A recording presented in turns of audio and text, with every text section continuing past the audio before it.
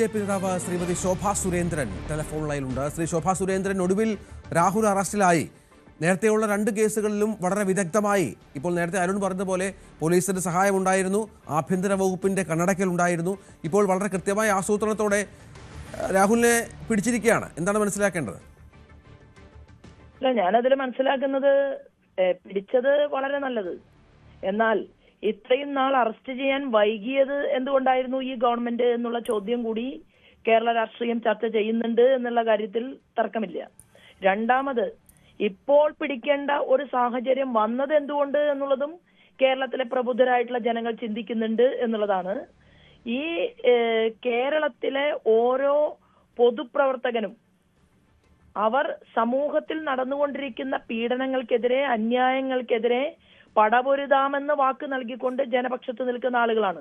അങ്ങനെയുള്ള ആളുകളുടെ ഭാഗത്തു നിന്ന് ഇത്തരത്തിലുള്ള ഗുരുതരമായിട്ടുള്ള ഒരു അന്യായം നടന്നിട്ടും കേരളത്തിന്റെ ആഭ്യന്തര വകുപ്പ് നാളിതുവരെ നടപടിയെടുക്കാതെ കാത്തുസൂക്ഷിച്ചു കൊണ്ടുപോയി എന്നുള്ളത് കൂടി ചേർത്ത് വെച്ചുകൊണ്ടാണ് ഈ വിഷയത്തെ ഞാൻ നോക്കിക്കാണുന്നത്. അതായത് ഈ നേരത്തെ കൃത്യമായ പോലീസിന്റെ സഹായം രാഹുൽ ഉണ്ടായിരുന്നു എന്ന കാര്യത്തിൽ സംശയമില്ല. കാരണം നമുക്കറിയാം, ഒരു MLAക്ക് എത്ര നാൾ നമ്മുടെ നാട്ടിൽ ഇങ്ങനെ ഒളിവിൽ കഴിയാൻ സാധിക്കും? ദിവസങ്ങളോളം ഒളിവിൽ കഴിഞ്ഞു, ഒടുവിൽ ജാമ്യം കിട്ടിയെന്നറിഞ്ഞപ്പോൾ പുറത്തു വരുന്നു. അങ്ങനെ എല്ലാ തരത്തിലുള്ള സഹായം ഒരു കോൺഗ്രസ് MLA ആയിട്ട് പോലും ഇയാൾക്ക് കിട്ടിയിരുന്നു എന്നുള്ളതാണ്. അല്ല, കോൺഗ്രസ് MLA ആയിട്ട് പോലും എന്നുള്ളത് ഇത്ര അതിശയോക്തിയോടുകൂടി പറയേണ്ട കാര്യമില്ല എന്നുള്ളതാണ്. എപ്പോഴും ദേശീയ തലത്തിൽ സംഭവിക്കുന്നത് പോലെ കേരളത്തിൽ നാളിതുവരെ നമ്മൾ കണ്ടുകൊണ്ടിരിക്കുന്ന, ഈ ഇടക്കാലത്ത് കണ്ടുകൊണ്ടിരിക്കുന്ന ഒരു പ്രവണത എന്ന് പറയുന്നത്, ഇടതുപക്ഷവും വലതുപക്ഷവും തമ്മിലുള്ള ഒരു ഐക്യപ്പെടൽ, വിശിഷ്യ മാർക്സിസ്റ്റ് പാർട്ടിയും കോൺഗ്രസും തമ്മിലുള്ള ഒരു ഐക്യപ്പെടൽ പല സമയത്തും കേരള രാഷ്ട്രീയത്തിൽ സംഭവിച്ചിട്ടുണ്ട് എന്നുള്ളതാണ്. ഇത് മനസ്സിലാക്കിക്കൊണ്ട് മുന്നോട്ട് പോകുന്ന ഒരു ജനത ഈ കേരളത്തിൽ കാത്തിരിക്കുന്നുണ്ട് എന്നുള്ളതാണ്. എന്തുകൊണ്ട് ഇത്തരമൊരു സാഹചര്യം ഉണ്ടായതിനു ശേഷം മാർക്സിസ്റ്റ് പാർട്ടി ഞങ്ങൾ പ്രാഗൽഭ്യത്തോടു കൂടിയാണ് ആഭ്യന്തര വകുപ്പ് കൊണ്ടു നടക്കുന്നത് എന്ന് അവകാശപ്പെട്ടവർ നാളിതുവരെ എന്തുകൊണ്ടാണ് രാഹുലിനെതിരെ ഈ നടപടിയെടുക്കാൻ മടിച്ചു നിന്നത്? അപ്പൊ അതിനർത്ഥം എപ്പോഴും അത്തരത്തിലുള്ള ഒരു പരസ്പര സഹായ സഹകരണ മുന്നണി സംവിധാനമായി ഇടതുപക്ഷവും വലതുപക്ഷവും ചില കാര്യങ്ങളിലെങ്കിലും ഇവിടെ നീങ്ങിക്കൊണ്ടിരിക്കുന്നുണ്ട് എന്നുള്ളത് യാഥാർത്ഥ്യമാണ്. അപ്പോ ഇപ്പോൾ അറസ്റ്റ് ചെയ്തതിനെ ഒരു സ്ത്രീ പൊതുപ്രവർത്തക എന്നുള്ള രീതിയിൽ ഞാൻ നോക്കിക്കാണുന്നു.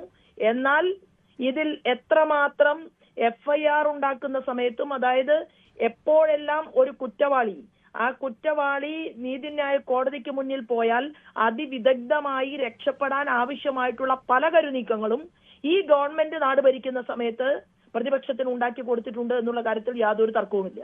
മറ്റൊരു ഗൗരവതരമായ കാര്യം കൂടി ഉണ്ടല്ലോ ശ്രീമതി ശോഭാ സുരേന്ദ്രൻ. ഒരുപക്ഷെ ഒരു രാഷ്ട്രീയ പ്രവർത്തകനെതിരെ, ഒരു MLAക്കെതിരെ ഇത്രയധികം ഗൗരവതരമായ ആക്ഷേപങ്ങൾ ഉയർന്നു വരുന്നത് ആദ്യമായിരിക്കാം കേരളത്തിൽ.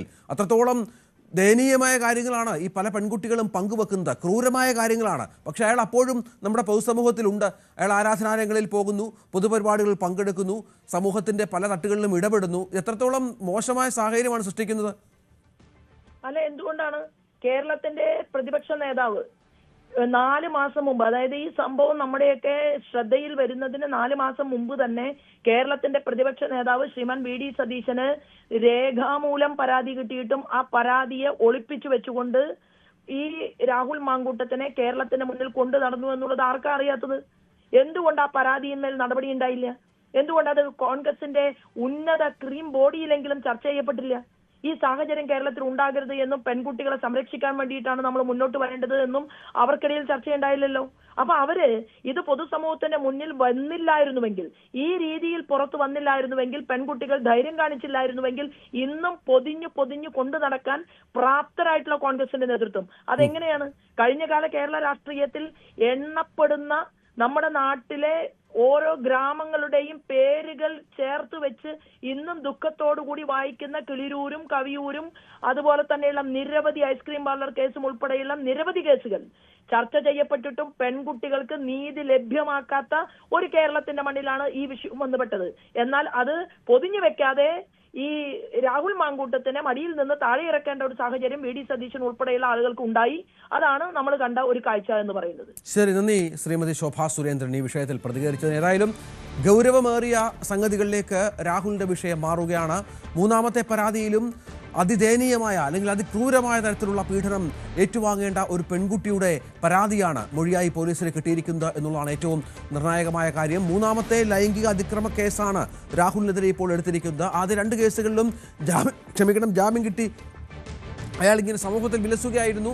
3-ാം കേസിൽ പക്ഷേ പഴുതടച്ച നീക്കങ്ങൾ പോലീസിന്റെ ഭാഗത്തു നിന്ന് ഉണ്ടാവുകയും വളരെ കൃത്യമായി തന്നെ പോലീസ് ഇയാളെ അറസ്റ്റ് ചെയ്യുകയും ചെയ്യുന്ന പശ്ചാത്തലം ഒരുങ്ങുകയുമാണ്. ദൃശ്യങ്ങളാണ് പ്രേക്ഷകർ കണ്ടുകൊണ്ടിരിക്കുന്നത്. രാത്രി 12:30 മണിക്ക് പാലക്കാട്ടെ ഹോട്ടലിലെത്തി പോലീസ് സംഘം നടത്തിയ പരിശോധന. ആദ്യമൊക്കെ ഇയാൾ വാതിൽ തുറക്കാൻ മടിച്ചു എന്നാണ് മനസ്സിലാക്കേണ്ടത്. അതിന് മുൻപ് തന്നെ മുൻകരുതലുകൾ പോലീസ് സ്വീകരിച്ചിരുന്നു.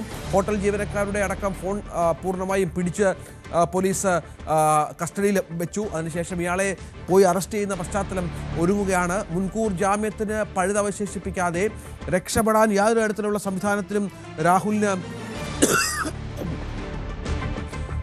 അനുവാദം നൽകാതെ, അത്തരത്തിലുള്ള നീക്കങ്ങൾ നടത്താനുള്ള അനുവാദം നൽകാതെയുള്ള തരത്തിലാണ് പോലീസ് നീക്കം എന്നുള്ളതാണ് ഗൗരവമേറിയത്. വി അരുൺ, അത് ഇപ്പോൾ നമുക്കറിയാം ശബരിമല സ്വർണ്ണക്കൊള്ളയുമായി ബന്ധപ്പെട്ടുള്ള വിവാദം കേരളത്തിൽ നടക്കുകയാണ്. തന്ത്രിയെ അറസ്റ്റ് ചെയ്ത് കഴിഞ്ഞ ദിവസമാണ്. തന്ത്രി ഇപ്പോൾ പോലീസിന്റെ കസ്റ്റഡിയിലാണ്. ഈ രാഹുൽ മാങ്കൂട്ടത്തിലിന്റെ അറസ്റ്റ് കൂടിയാകുമ്പോൾ നേരത്തെ ശിവൻകുട്ടി വാർത്താ സമ്മേളനത്തിൽ പറഞ്ഞ ഒരു പ്രധാനപ്പെട്ട കാര്യങ്ങളുണ്ട്. ഞങ്ങൾ കുറ്റം ചെയ്ത പ്രമുഖരെ ആരെയും വിടില്ല. ഒരുപക്ഷെ LDF സർക്കാരിൻ്റെ ഇനി അങ്ങോട്ടുള്ള ഒരു ടാഗ് ലൈൻ എന്ന് പറയുന്നത് ഇതായിരിക്കാം. ഇത്തരത്തിൽ ഞങ്ങൾ കൃത്യമായ നടപടി സ്വീകരിക്കുന്നു, യാതൊരു സ്വാധീനത്തിനും വഴങ്ങുന്നില്ല എന്നുള്ള പ്രധാനപ്പെട്ട കാര്യമായിരിക്കാം ഈ അറസ്റ്റുകളെയൊക്കെ അവരുടെയും പൊതുപഥത്തിൽ അവതരിപ്പിക്കാൻ പോകുന്നത്.